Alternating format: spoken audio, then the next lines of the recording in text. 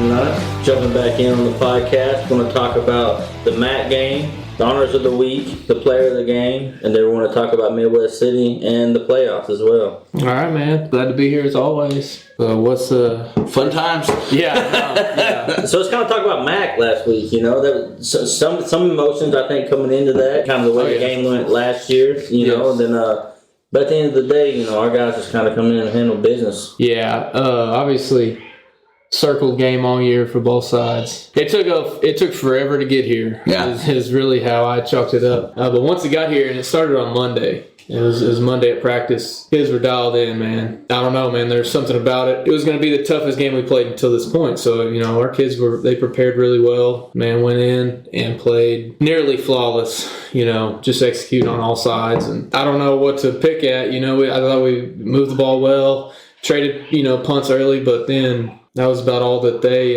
threw at us, and then we started, you know, taking over the game, as you guys saw. On the sideline, the first quarter, I believe it was Peyton Christian. He was like, "We got us a dogfight, boys." You know, so they buckled down that first quarter, and I feel like the second, you know, they just kind of they came together, and then the second come in and they did what they do. Yeah, I mean, at the beginning of the game, you could see it was kind of a boxing match, kind of like jabbing, kind of figuring out where's the hole's going to be and whatnot. They miss one pass. They will miss one deep pass, and then Brody makes a good play on a second deep pass. And then from there, we kind of took advantage of those opportunities that presented themselves, and then we started to score. And then, like you said, I mean, then you could kind of see them starting to deflate a little. And then just after Matt's run, incredible run, incredible move to get all the way to the end zone. Yeah. And then the back-to-back Adesolo plays. I mean, you look at it, and David, I think, kind of ran in there and said it. I mean, it's 21. You're up 27. You think you're in a decent position, and the next thing you know, it's 48-0 in 55 seconds. And that whole thing started with Jace's interception, right? Yeah. Jace's interception, punched that in. I think we get a 3-and-out, maybe, give or take. Yeah. And then Matt, I think second play of our drive has the 80, 85-yard run, whatever it is. Right.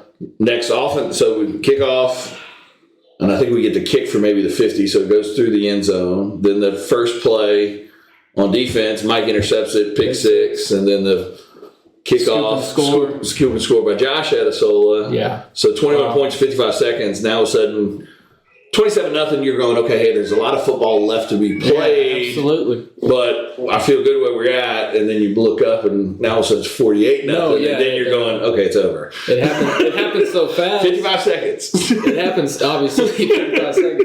It just clock time. How my mind was wrapping around it. I was just, you know, at that point, I didn't look at the score. I just knew, like, we had next possession, had to go out there, and then quick strike, whatever, pick six, and then I don't look up till maybe like close to like 4 minutes left in the second, and I'm like, how did it get to that so fast? Yeah. But no, like I was just in a state of, man, we gotta keep getting stops, keep moving the football, right?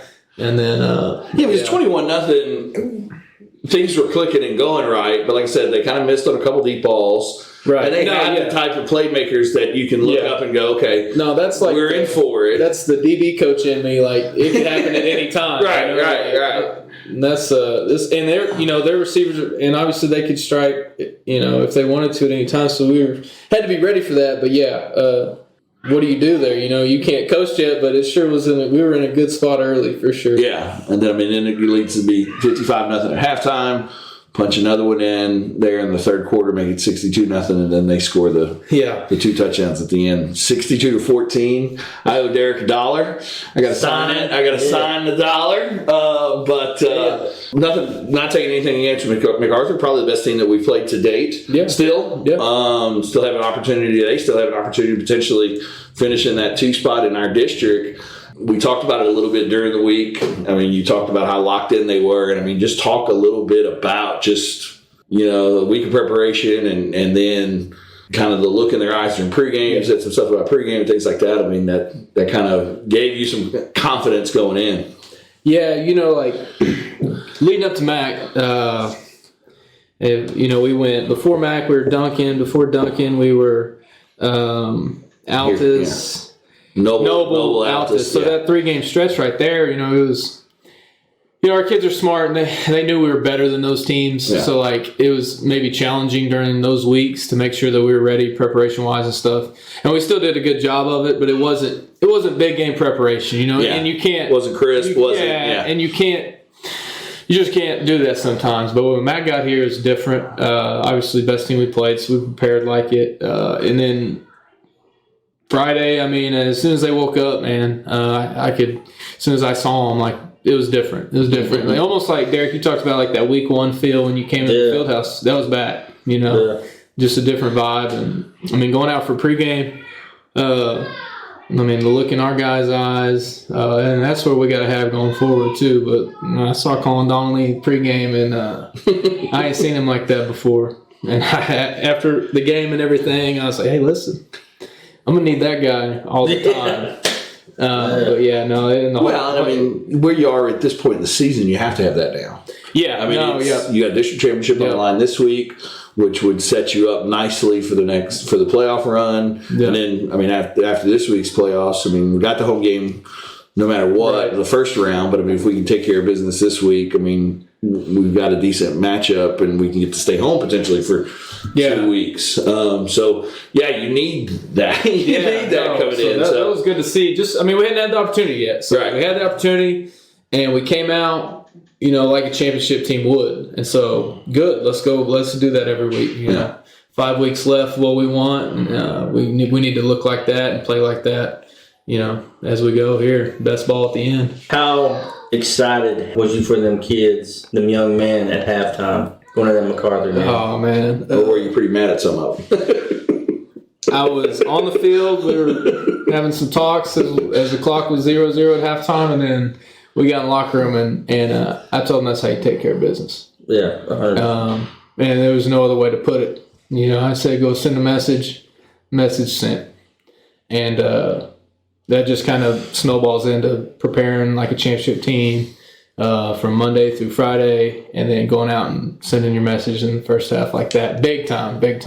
And how rewarding is that for a coach? Because, you guys are preparing 14, 18-year-old kids. 14, 18-year-old boys are unpredictable and can be a little squirrely and things like that. But how rewarding is it for you and the coaching staff to see that, A, you're getting through to them, and B, they're, stepping up to the big moments and handling them and things like that, handling with maturity and things.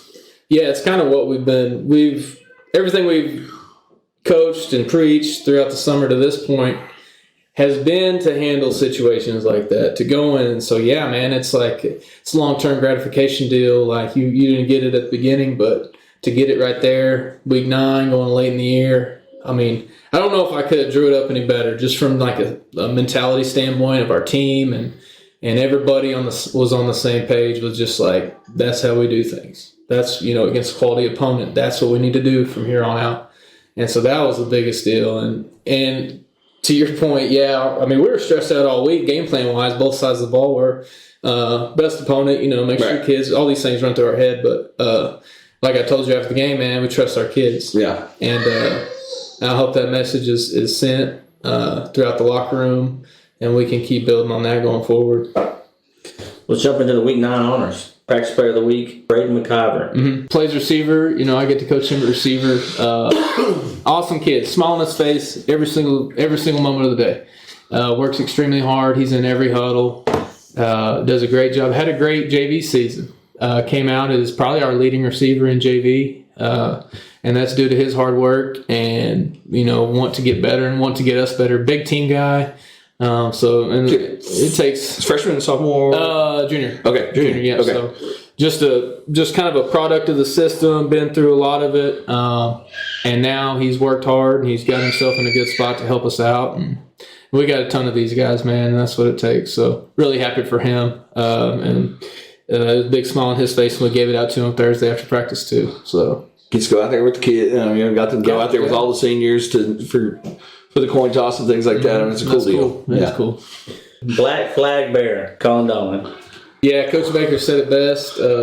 There's one dude that was going to bring that flag out. In a big game like that. Week 9 like that. And Obviously, he's the heart of our defense and does a lot of great things for us. As a from a leadership standpoint, because we got a lot of guys that can make plays on defense. But man, just you want to talk about a kid that was ready to roll Friday night,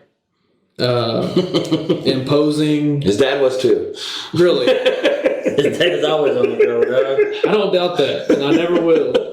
But I mean, just what a linebacker should be, in a lot of ways. Yeah. In a lot of ways, and that's what he is for us. But yeah, man, there's one dude that's going to carry it out for us last week. I mean, he had a great game too. Yeah, like I said, didn't make. I don't know about tackle wise or anything like that, but I mean, he was kind of in the mix with everything. Played good on both sides of the ball. Yeah, did really good on tight end spot blocking. And even it's funny you say that early. I think they went 3 drives, and I think he had assisted tackle in 3 drives. Right. Everybody else is just making plays, but he's getting us lined up, getting calls in, which is what he does. Right. And he knows that's a big responsibility. So. Well, and it looks like sometimes too. I mean, they work up to him because they're afraid of him, so that allows Jack and Shay to kind of have one-on-ones on the outside there. Because you've got 2 in the middle that are super good, but I mean they work up to those 2, so it allows Jack and Shay to kind of have that one-on-one on the outside. That makes them have a lot more plays and things along those lines. Oh yeah, 4th captain, senior Peyton Christian.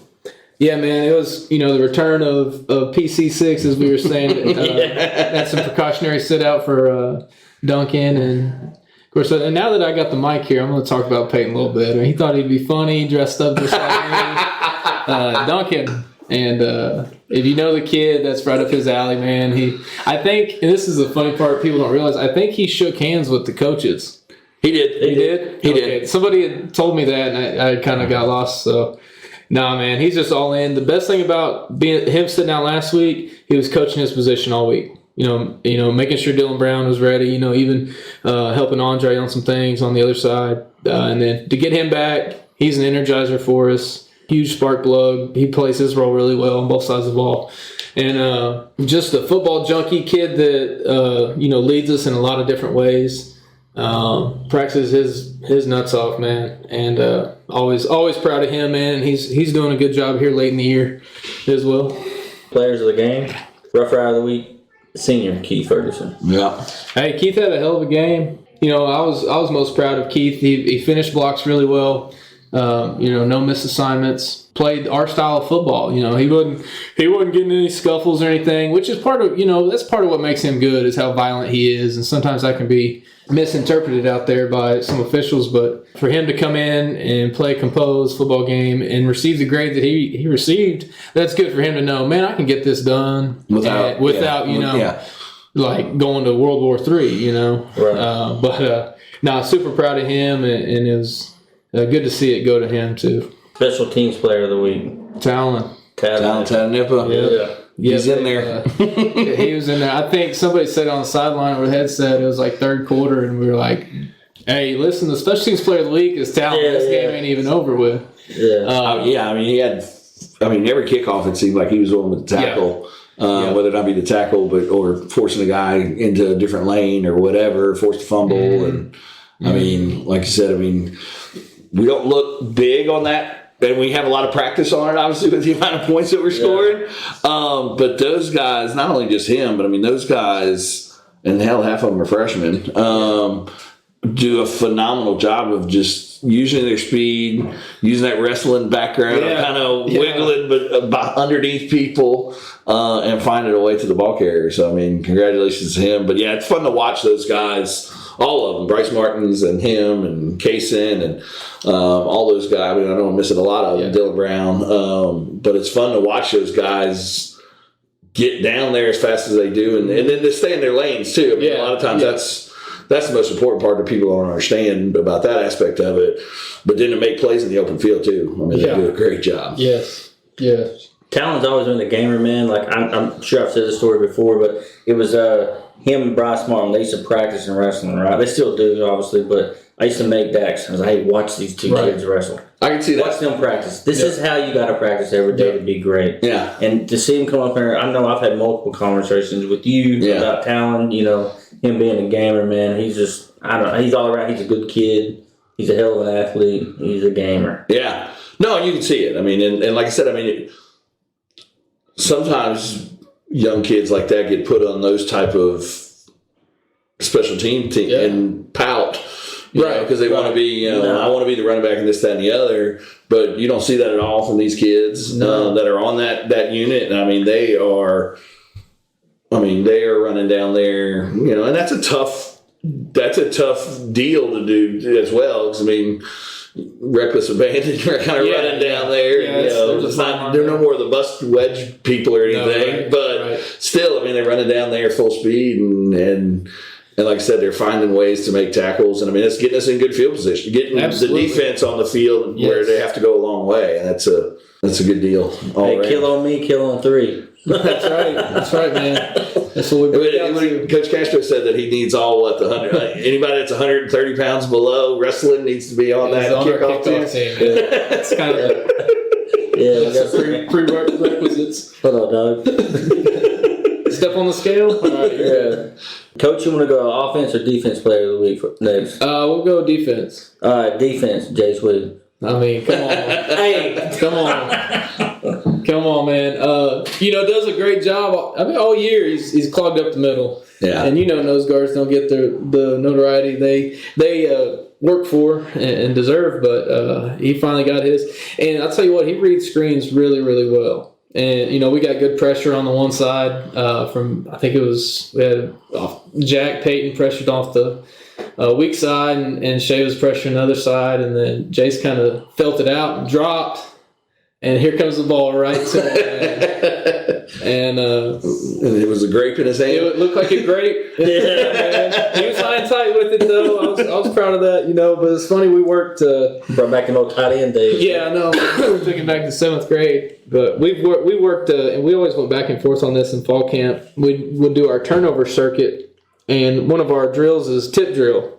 You partner up, one guy tips it, then your partner catches it. And we always went back and forth. Do we really want the D lineman down there doing that? And, here we are sitting week 9. Shay's got a tip pass for a pick 6. Jace reads a screen. He picks off a ball.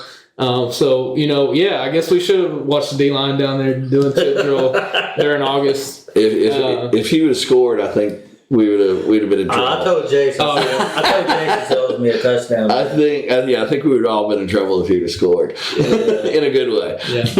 No, he had a great game on top of that too. But man, really cool, really cool play. But talk about what he means. I mean, since he's a defense player, I know we talk a lot about him on the offensive side of the ball, and we have talked a ton about him on the defense side of the ball too. But talk to him what he means to the defense and his role there. Those guys will tell you, especially the two ends and the inside linebackers that, if Jason getting doubled, those guys are getting up to them, and they understand that to an extent, with whatever the offense is doing, is he's going to eat up 2 to 3 blocks.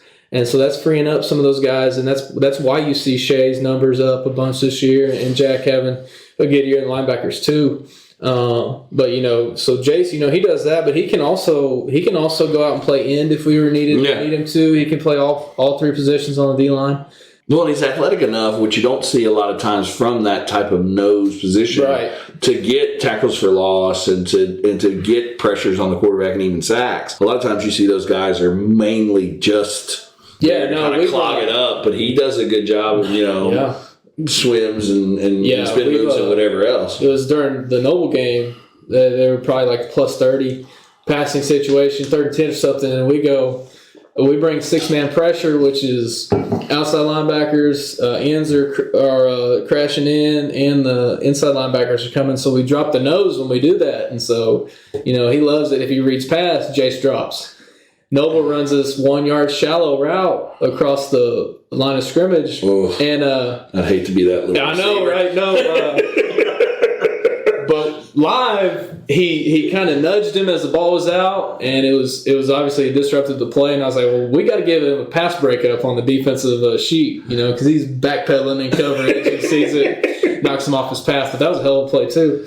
That doesn't really get remembered, but I just watched from a nose guard standpoint. Right. Come off the ball, read pass. Okay, the call's double Miami. I got to drop. where's the crosser? I see one, knock him off, incomplete. They get 4th down. So, no, man. That's athletic. It is. You're asking a big guy to backpedal. Yeah. That's asking a lot. Yeah, but yeah, man, he's wonders for our defense, and he deserves it.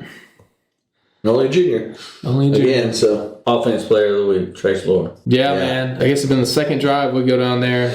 The first touchdown. Yeah. So the first 4th down, he throws a ball to Colin. We convert. A penalty brings us back to 4th and long. So we get, essentially in my mind, he's got 2 completions on 4th down there in a tough situation. Early in the game, we don't even have a feel for their coverage yet or what they're doing. And then obviously the next play, we go play action. He moves in the pocket early and delivers a good ball to Mike. And he just played well all night. Just kind of ran the show, delivered the ball where it needed to be, handled everything. I think he threw Ritson, Mike. How many touchdowns? Ritson, Mike. He threw 4. Threw 4 touchdowns, man. Yeah. So he gets 27 on the year, 3 interceptions. Yeah. So that's pretty good average, and then completing over 70% of the passes. I don't know what the exact number, but it was 71 or something like that. Yeah. Going into that game. Just having a hell of a year, and if he can continue to do that and deliver the mail, that complements our run game so much, and that's what we'll have to do all year. To when we next week and going forward, obviously our opponents are going to get tougher. So if we can continue to do that, and him stepping up and making big plays, that makes us really hard to defend. And he's done it all year. And that first one, oh yeah, he never makes that play. I don't know if he makes that play week 2. No, yeah. He saw the blitz before the snap, and as soon as he caught it, he drifted. He started drifting.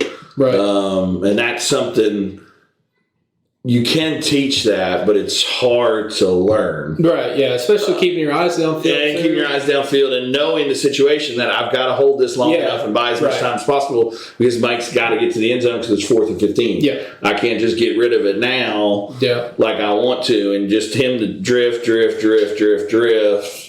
then still have the arm strength to be able to throw it drifting away from where he's throwing it. Yeah. That one to me was kind of a eye-opening. Oh shit, he's grown. He's a full-blown quarterback now. He always has obviously been a quarterback, but he's learning how to use the tools and the coaching, and now he has a feel for it. Like I said, that you can work as many bag drills as you want, but when you don't get that look often. In a practice, obviously you can't get hit and some of that type of stuff. So for him to do that in a game situation on a 4th down and to be as cool, calm, and collected about it the whole time was big time for me. Yeah. And then he's just getting better and better every game, and it's fun to watch. Yeah. He's always had that confidence, but now you can see it. Yeah, no, big time. His game's matching his confidence. Yeah.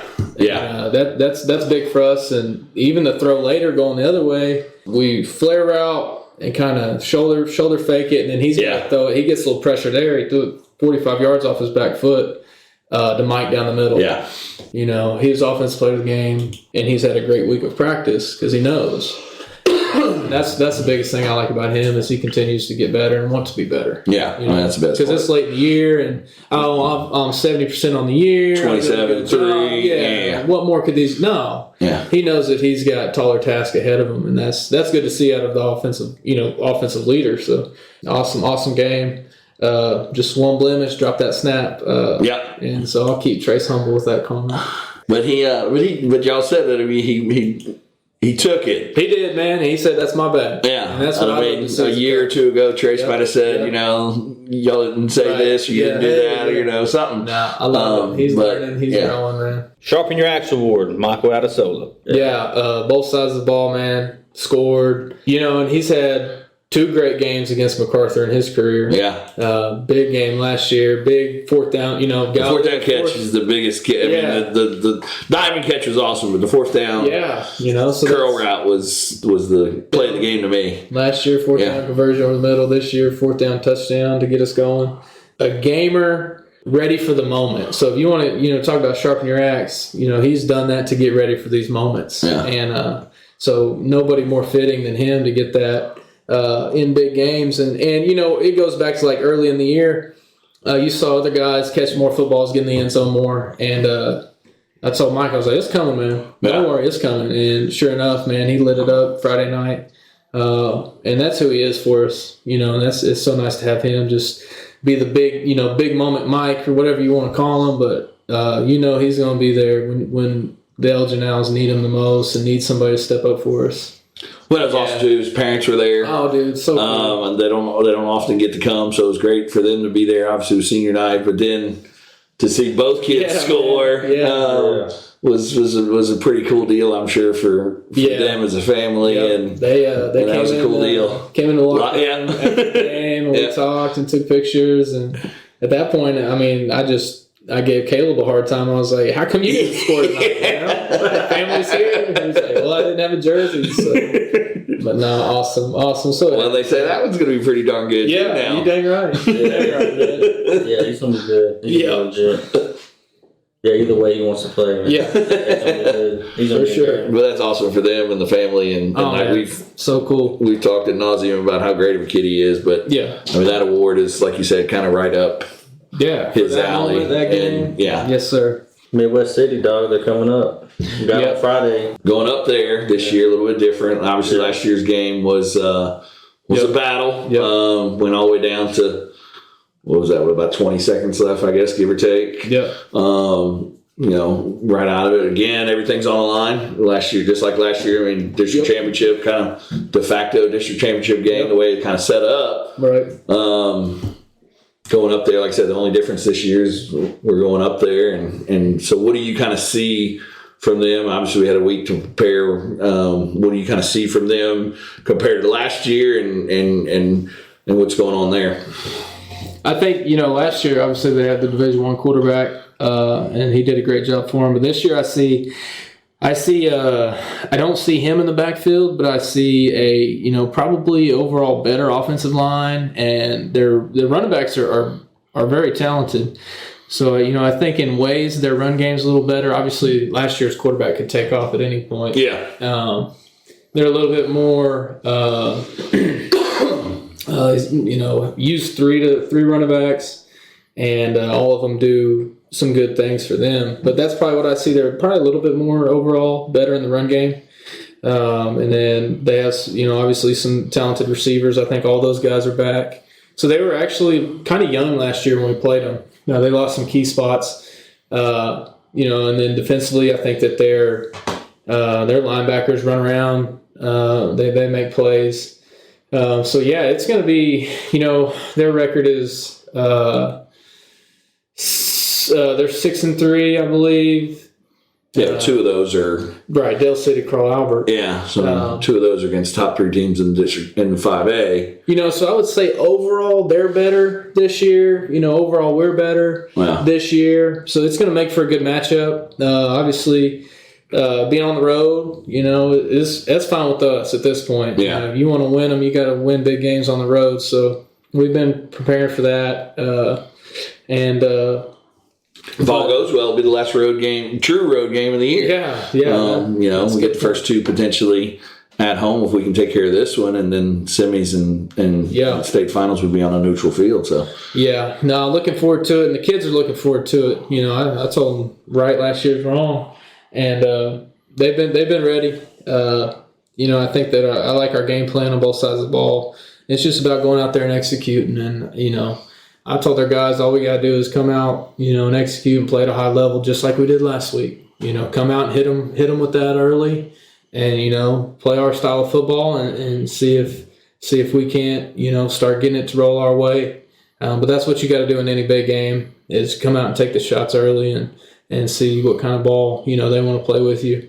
So that's kind of our game plan is go up there, hit them early and let them know we're here and see how the game goes from there. But how's prep been? I mean, obviously everybody rants and raves and great big win against MacArthur and things like that. But I mean, kind of 24-hour rule, I guess. Have fun over the weekend with it. But Monday we got to get right and get to it. And I mean, you talked about it a little bit earlier in the podcast about how they came out focused and you could see the difference. I mean, talk a little bit about what you've seen, it's Wednesday here now, but I mean, so you had 3 full days of practice. Now kind of all the hay's in the barn, because tomorrow's just kind of a walkthrough. Right. So talk a little bit about kind of what you've seen from them this week, the focus, the intensity, the effort, whatever that may be. Yeah, it started when we had our post-game talk after MacArthur.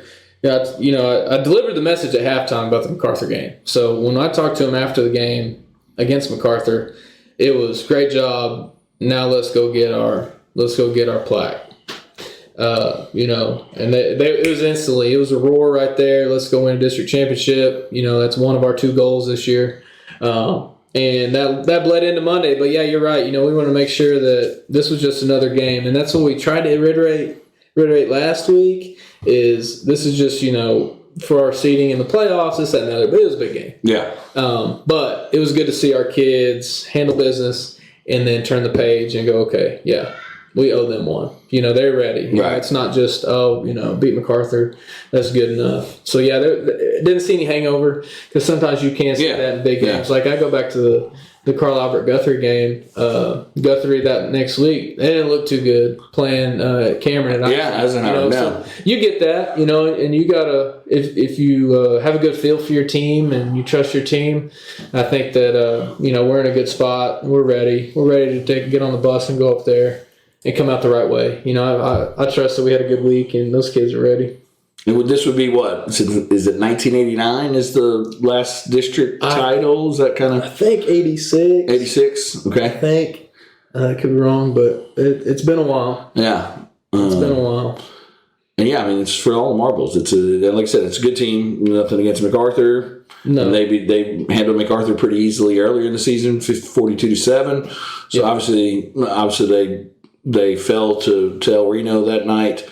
So that's their blemish there in district play, but good football team across the board. Like I said, both on offense and defense. So it's going to take an effort just like last week, and maybe even a little bit more to kind of get by. And it's going to be a fun one. Hopefully, it lives up to what it lived up to last year, but just a little bit of a different ending. I'll take that. Yeah. But that kind of leads up into the playoffs. If you win that one. So let's talk about that real quick. So the way it's set up now, can we talk about maybe how the brackets would work out? Yeah, so, looking at it, because a lot of these districts are set in stone for their seeding. Obviously we win, we're 1, and then we would host 5A2's districts 4th seed, which has already been locked. So the 4th seed. They are, okay, that is, I know Bishop McGinnis beat Piedmont last week, so that locked it. Okay, so Piedmont's that 4 seed. It's locked in the 4, and then, the 3 seeds locked, which is Bishop McGinnis, which would be the other side of that deal. And then you can go through and kind of see the other 5A3 and 5A4. But yeah, that's the deal. We're in a good spot where you win, you're 1, you lose, you're 2, so you know exactly where you're going to be. A lot of these other teams, there's some points and there's some other things that get in the way. So, and you also know that you're at home. That's a big part. Yeah, regardless, that's what. It's hard to get to this point. It doesn't usually work out that Week 10 is the de facto district championship. Right. It's hard to get to this point. It's hard to already have a home game clinched. So yes, that is awesome. I'm glad that we've achieved that. But obviously, we've got one more step here to get done before we get into the bracket of everything.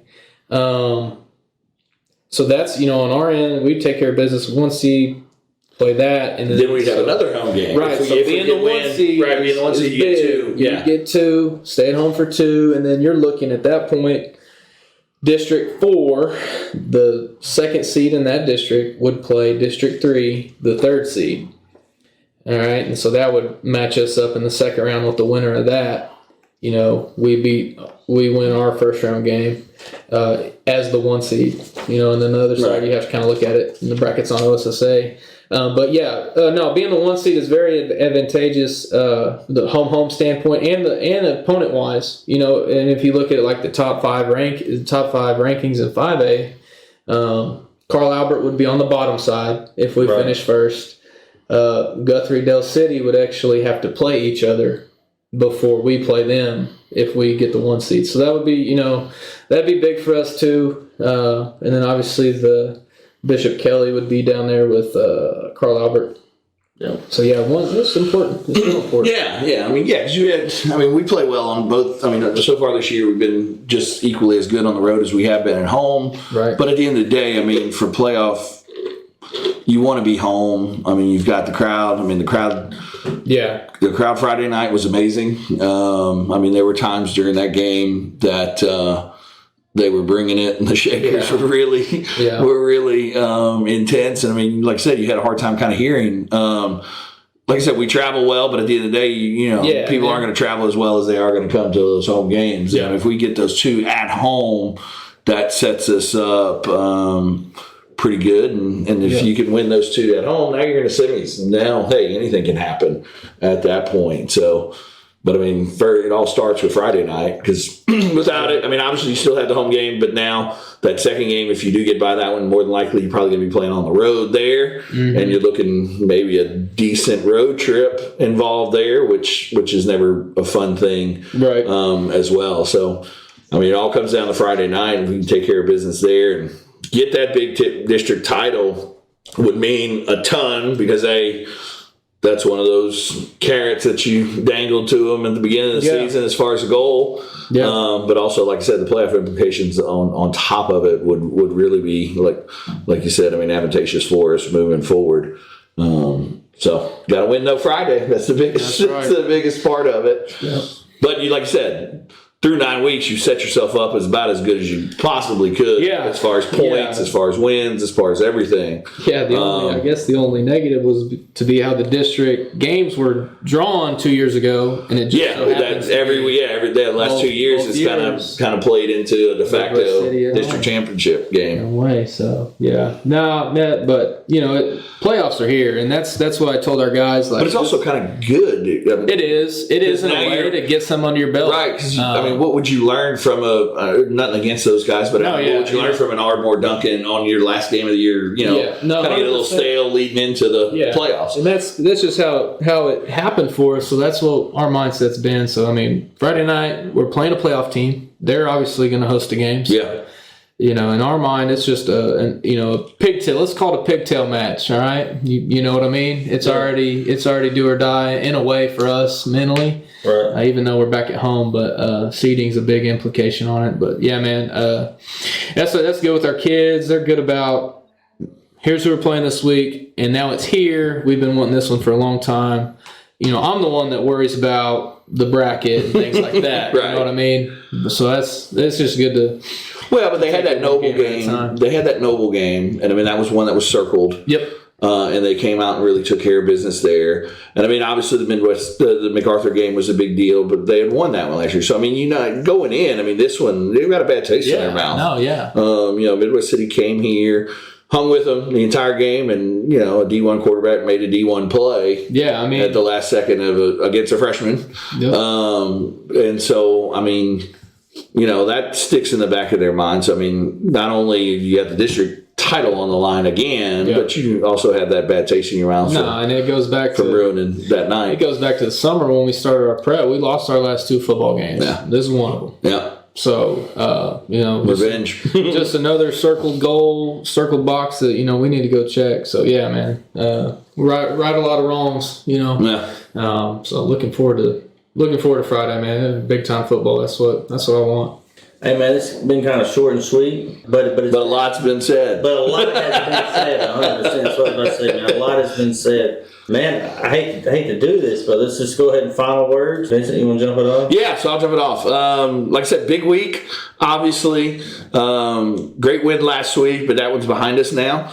Got everything that we have wanted since day one. I mean, the first goal that was checked was a district title. And in order to get to that second goal and kind of need that district title. So it'd be a great thing for the community. It'd be a great thing for the senior class that has done and meant so much to this program and kind of seen the rebuilding of it, I guess you can say, or rebranding of it, however you want to put it. So it's a big matchup, obviously. Great opponent. Would love everybody to kind of get up there and listen to us, obviously, on the way up there. But if you can't come, obviously, you always can watch it on OSN and listen to yours truly. But yeah, just a big game and a great atmosphere, I would imagine. And we just got to make sure that we take care of business and like I said, I think if we can handle the line of scrimmage and get our running game going early and stop their running game, then good things can happen. And then who knows? I mean, it could snowball from there as well, just like it did last week. But like I said, it's a tough opponent, and just really looking forward to it and seeing how we finish this thing off. And we'd love to be at home those first 2 weeks, obviously during playoffs, and let's get it done. Let's go win a district championship. 100%. Mm-hmm. Hey, no, I just want to say, man, I'm happy for you coaches, man. Honestly, man, I have the opportunity to see what right looks like, if you will. Be able to be next to y'all and watch y'all do y'all's thing, man. That's really an honor for me, and I'm just happy you're at this point. And I have no doubt, come Friday, it's going to be the same thing. Y'all going to handle business like always. I appreciate that. I was actually going to talk about our coaches a little bit here on the final words. These guys do a great job of preparing our kids and coaching them hard and loving them hard. And as the season gets long, man, they get to where they're kind of burning the candle at both ends, if you will. Yeah. And, I just want people to really appreciate and understand how much they're putting into their kids. And it's not easy. We talked about it today, and we kind of said, man, the kids are, they're free, they're practicing hard, they're having a good time, and here we are in the office with all the pressure on us. Just making sure we're prepared and everything. That's a good thing. That's where we want it. We want to keep our kids that way, and that's an ode to our coaches and how, they prepare and make sure that we're getting everything coached up and watching tons of film. And you just gotta do it a little bit more as the year goes on in these big football games. You can't leave anything out. Man, they do an outstanding job, and I couldn't do what I do without them. There's no other way I can say that. So I appreciate those guys, and I hope that everybody appreciates them like I do, man, because they make this thing run. You're only as good as they say, the last guy in the locker room and those things. But great staff, and they love our kids, and they're really the reason we're in this position, and a little bit of talented football players too. Yeah, talent goes a long way. That helps. Yeah.